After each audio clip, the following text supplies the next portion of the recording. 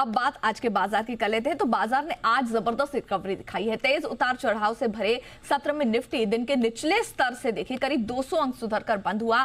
3 दिनों की लगातार गिरावट के बाद I value buying trade deal को लेकर पॉजिटिव संकेत और यूएस फेड की दर कटौती ने बाजार में जोश भरने का आज काम किया है। तो आईटी, बैंकिंग, मेटल और ऑटो शेयरों में जबरदस्त खरीदारी देखने के लिए मिली है, जिसने रिकवरी को और ताकत दी है। डॉलर इंडेक्स की कमजोरी भी बाजार के लिए एक पॉजिटिव संकेत हमेशा ही माना जाता है। आज मिड कैप और स्मॉल कैप इंडेक्स में भी अच्छी तेजी देखने के लिए मिली। तो देखिए ओवरऑल अगर बाजार की बात कर लें तो आज बाजार अच्छी बढ़त के साथ क्लोज होता जो है वो नजर आया है। तीनों ही इंडाइसेस हरे निशान में बने रहे और मिड कैप और स्मॉल कैप की बात करें तो यहां पर भी खरीदारी जो थी वो देखने के लिए मिली है। तो बाजार में जो चौतरफा तेजी रही, आज जो रिकवरी आई है, उसके पीछे की क्या रही वजह समझ लेते हैं जी बिजनेस के मैनेजिंग एडिटर अनिल सिंघवी से। आखिरकार भारतीय बाजारों की 3 दिनों की कमजोरी पर आज लगा ब्रेक और ब्रेक लगने के बाद आज आई रिकवरी। लेकिन इस रिकवरी के पहले कुछ थोड़े नीचे के लेवल हमें और देखने पड़े, जैसे कि निफ्टी ने पिछले 2 दिनों का लो तोड़कर करीबन 25,700 के हल्का सा नीचे ट्रेड किया। बैंक निफ्टी भी 58,800 के आसपास आया, पिछले 2 दिनों के लो से थोड़ा सा नीचे। लेकिन उसके बाद बनी शानदार रिकवरी। इस रिकवरी की क्रेडिट जाती है 2 बातों को। एक तो ये कि अमेरिका में कल ब्याज दरें घटी फेड चेयरमैन के द्वारा, और उसके बाद दुनिया भर के बाजारों में डॉलर के कमज़ोर होने की खुशी, इक्विटी मार्केट्स के मजबूत होने का थोड़ा सा एहसास होता दिखा। उसने भारतीय बाजारों का मूड माहौल सेंटीमेंट थोड़ा ठीक किया, लेकिन तेजी उस वजह से नहीं बनी।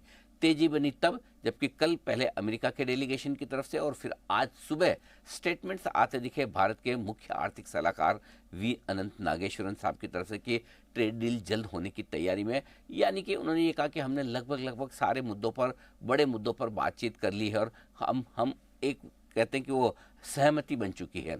अब यह है कि ऐलान कब होता है। अब उसमें 2 तरह की बातें कही जा रही है। कुछ लोगों का ये मानना है कि ऐलान होते होते शायद फरवरी मार्च हो जाए, लंबा समय भी हो सकता है। वो नेगेटिव हो सकता है कि मार्च तक आपको लंबे टैरिफ देखने होंगे। लेकिन कुछ लोग ये मानते हैं कि जब आम सहमति ज़्यादातर मुद्दों पर बन चुकी है तो फिर चिंता किस बात की है। और यही बाजार ने भी सोचा और ओवरसोल्ड बाजार सपोर्ट लेवल से रिकवर होकर तेजी के मूड में आ गए। पहले न सिर्फ निफ्टी ने 25,800 पार किया, बल्कि 25,925 के आसपास का आज दिन का हाई बनाया। दिन के ऊपरी स्तरों के आसपास ही जाकर बंद होते दिखे करीबन 140 अंकों के फायदे के साथ।